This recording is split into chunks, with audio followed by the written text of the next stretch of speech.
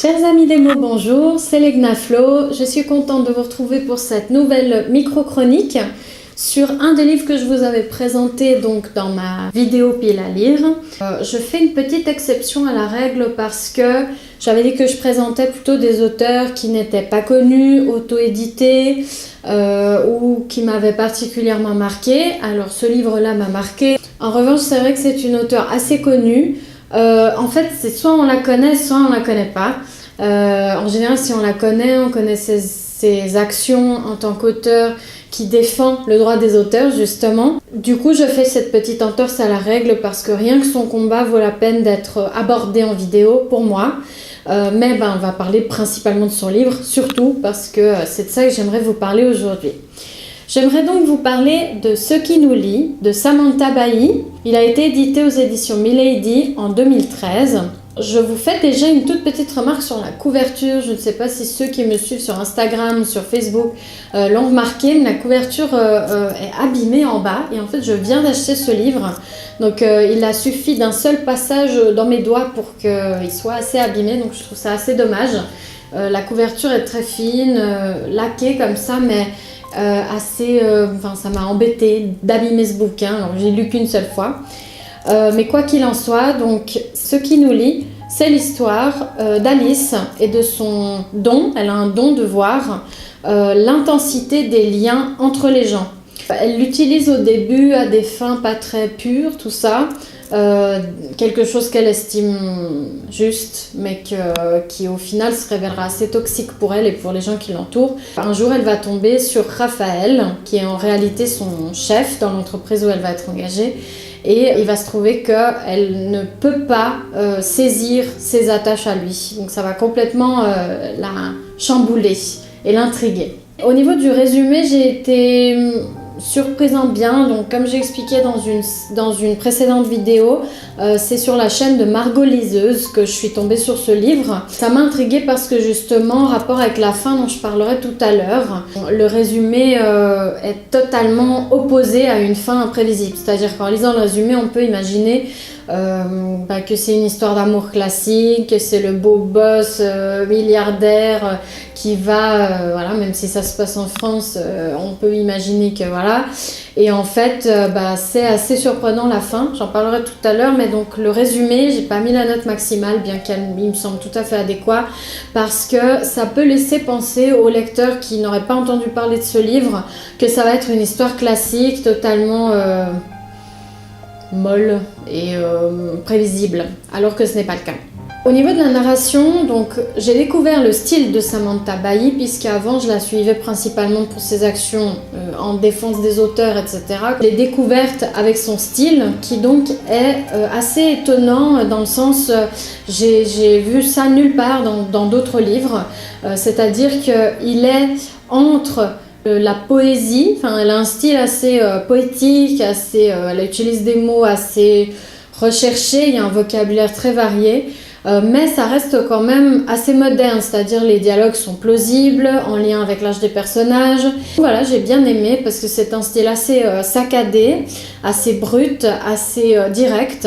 Et en fait, ça rend le tout très immersif, notamment parce que le style narratif, c'est à la première personne, au présent la plupart du temps, sauf quand il y a des retours dans le passé. Du coup, ça rend l'action très très concrète, très tangible en fait. Il y a un bon équilibre entre les dialogues et les descriptions, que ce soit dans les mots ou dans les personnages dont je parlerai juste après.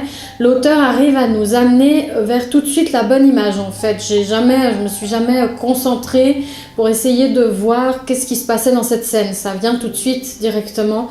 Elle utilise des références ou des mots assez parlants sans pour autant que ce soit répétitif. C'est assez bien écrit dans ce sens-là. Elle a découpé en fait son récit en 3 styles narratifs différents, on peut dire ça comme ça. C'est-à-dire qu'elle alterne entre 3 périodes. Il y a le présent, dans lequel quand même la majorité du roman se passe, et puis le passé, où là on voit des éléments de l'histoire d'Alice, mais aussi peut-être de ses liens avec les autres personnages dans différents contextes. Et puis le futur, alors ça c'est la première fois que je rencontre ça dans un livre,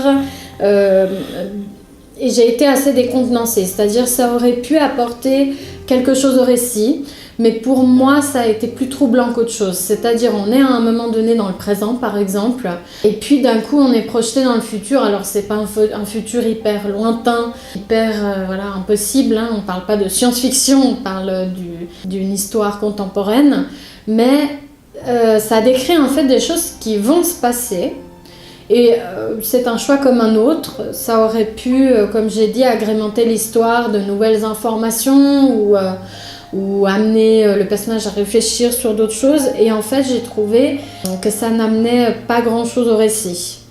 Alors la note est très bonne en termes narratifs parce que j'ai vraiment beaucoup aimé le style de l'auteur, mais je n'ai pas compris en fait où elle voulait nous amener avec ces différents passages dans le futur. Voilà, quelque chose m'a dérangé dans la démarche, j'ai pas trouvé hyper utile au déroulement de l'histoire ou au développement des personnages de voir comment Alice se conduisait quelques mois ou une année après dans le contexte où elle vit, où elle évolue. En revanche, le style global de l'auteur est vraiment très digeste, très accessible et très parlant en termes d'image et en termes d'évolution du récit.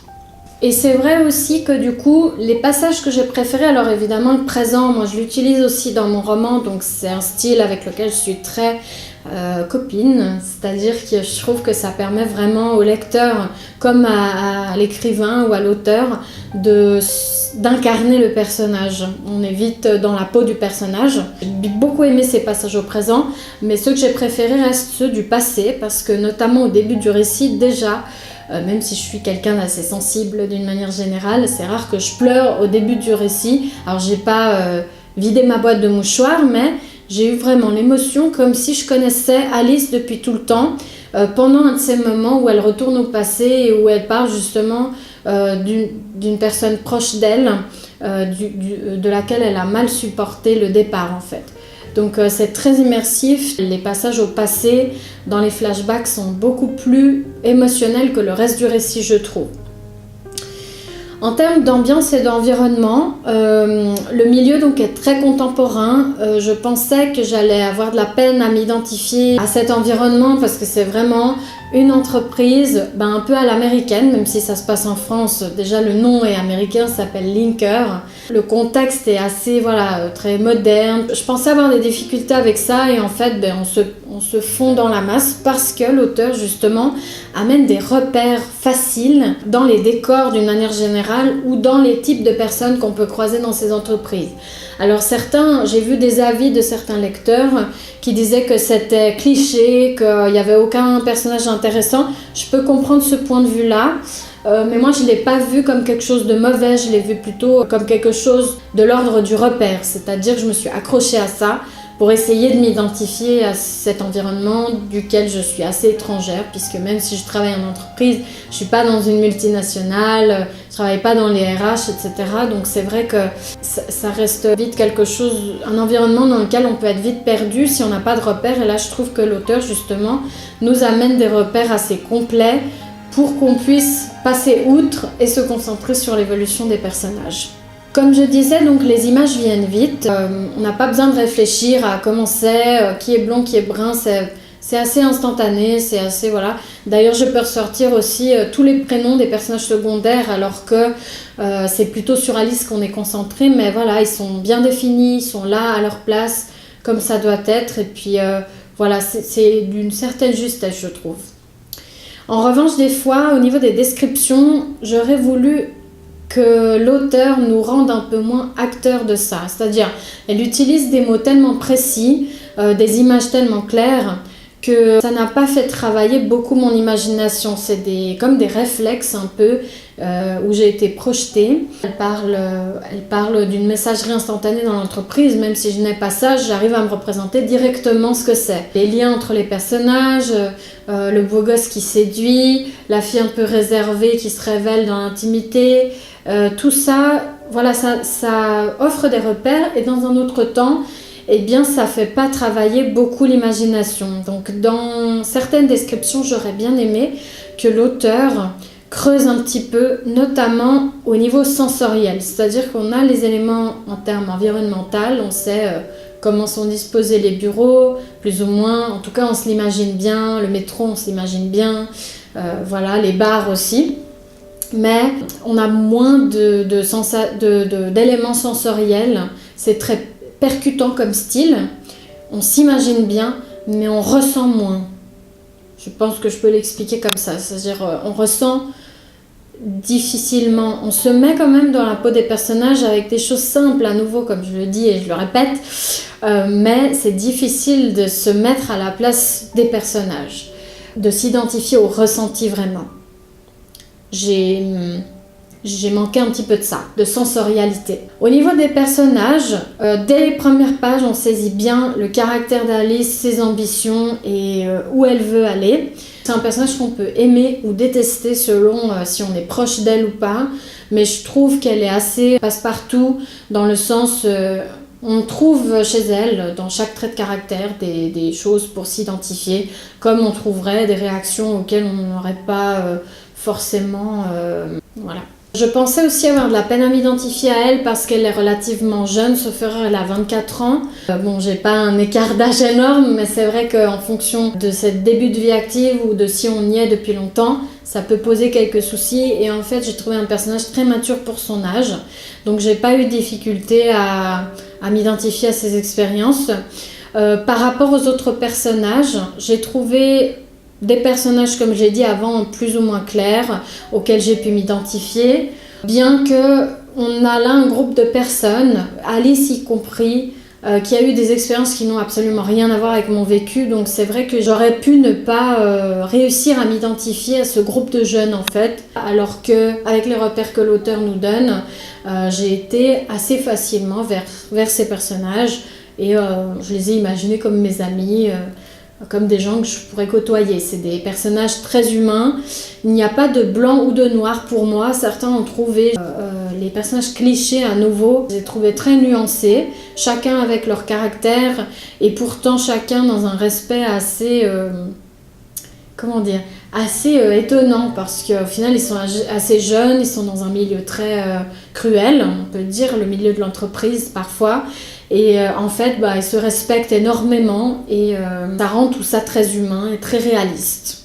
Alors au niveau de la fin, j'ai mis une excellente note parce qu'en fait, je m'attendais à une fin atypique puisque Margot Liseuse en avait parlé sur sa chaîne. Mais même en attendant cette fin un peu inattendue, eh bien, je me suis retrouvée surprise. C'est-à-dire, on est assez loin, malgré la catégorie donnée par les éditeurs sur cette romance, vraiment loin d'une romance. Oui, il y a tous les sentiments, les liens inhérents aux romances, mais j'ai l'impression que le déroulement du récit n'est pas centré là-dessus. On n'a pas vraiment affaire à une romance assez bateau, où l'amour, où les relations sont au centre. On a vraiment un individu qui est Alice, qui évolue évidemment avec les différents personnages qui sont autour d'elle, mais qui a une introspection et une évolution tout à elle en fait, qui au final n'a pas grand chose à voir avec l'amour, plutôt avec les liens en général. La fin est surprenante, elle est assez ouverte et au final en même temps assez sereine, c'est-à-dire c'est pas une fin ouverte qui angoisse, qui amène des nouveaux questionnements ou qui laisse suggérer une suite. C'est vraiment une fin sereine, c'est-à-dire elle se sent à sa place, là où elle est, avec ce qu'elle a vécu. Et voilà, étonnamment, on ne trouve pas les sentiments ou le déroulement auquel on pourrait s'attendre dans ce genre de roman-là, et par rapport au résumé dont j'ai parlé tout à l'heure. Du coup, pour moi, Ce qui nous lie de Samantha Bailly, c'est un livre qui fait vraiment réfléchir sur le sens du couple et sur les liens ou les vies que la société d'aujourd'hui voudrait nous imposer ou dans les directions desquelles on doit évoluer selon certains codes. Ça amène vraiment ce livre à se questionner sur soi, évidemment plutôt en tant que femme puisque Alice est une jeune femme, sur vraiment quelle est ma place dans la société et quelle place j'ai envie d'occuper moi et avec moi-même plutôt qu'avec les autres, même si les autres nous font grandir, c'est par cela qu'on arrive à grandir, mais si je dois retenir une question, ce serait celle-là, c'est est-ce qu'on ne serait pas plutôt heureux tout simplement en se trouvant soi-même? Voilà, je vous laisse réfléchir à ça, vous avez 4 heures. Je voulais, avant de vous quitter une nouvelle fois, Vous annoncer un petit peu la suite. Donc là, j'ai récemment terminé la bêta lecture du 3e tome de Caroline Blino, qui était juste fantastique. Achetez ses livres parce que c'est génial. Je digère petit à petit cette lecture qui n'a pas été du tout en rapport avec les lectures que je vous ai présentées. On est dans le registre de la fantaisie, des légendes, etc. Alors que ce que je lis, c'est vraiment du contemporain pour le moment. Donc ça m'a bien permis de m'évader de ce que je lisais actuellement. Et puis là, j'ai entamé en fait un autre livre qui fait partie des 5 livres que je vous avais présentés dans ma vidéo pile à lire. Mais pour l'instant, c'est un tout petit livre, donc je vais y aller lentement, tranquillement, parce que ça a l'air effectivement assez particulier, comme l'a suggéré mon ami qui m'a conseillé le bouquin. Je vous ferai la chronique de ce livre dès que je l'aurai terminé. J'ai aussi envie, et je vous l'ai dit sur les réseaux, donc principalement sur Instagram et Facebook, de vous faire une vidéo ou 2 vidéos sur des questions que vous auriez sur ma vie d'auteur. D'ailleurs, je voulais remercier toutes les personnes qui ont répondu à ma question. Les stories sont toujours là, que ce soit sur Facebook ou sur Instagram. Si vous voulez éventuellement me poser des questions sur ma vie en tant qu'auteur, vous pouvez le faire ici en commentaire. Ou par message ou par mail, peu importe, j'attends vos questions. J'en ai eu déjà beaucoup, donc en fait c'est pour ça que j'envisage peut-être de faire 2 vidéos, une sur mieux me connaître et l'autre plutôt sur ma vie d'auteur particulièrement et sur l'écriture même, puisque j'ai eu les 2 cas de figure. Donc n'hésitez vraiment pas à m'en poser d'autres si vous avez des questions qui vous viennent. J'ai eu un panel de questions assez incroyable, donc je vous remercie et je remercie aussi les personnes qui me poseront encore des questions. En revanche, je vais reprendre le travail à 100%, donc c'est vrai que j'aurai moins le temps de tourner des vidéos. Jusqu'à maintenant, vous en aviez une par semaine. Je ne pourrais pas tourner une vidéo par semaine, déjà parce que je ne lis pas aussi vite, et ensuite parce que voilà, j'écris aussi mon roman à côté, et ça reste la priorité number 1. Donc je vous promets pas de rythme pour l'instant, mais en tout cas ce sont mes prochains projets vidéo. Et puis j'ai aussi ma 2e bêta lecture à entamer. Donc je me réjouis de partager tout ça avec vous. N'hésitez pas à me suivre, que ce soit sur Instagram, Facebook, sur mon blog, sur la chaîne. Abonnez-vous aussi parce que déjà c'est gratuit. Il n'y a pas grand chose de gratuit aujourd'hui et en plus ça me fait plaisir et en plus vous serez au courant de toutes les vidéos que je peux rajouter, toutes les actus.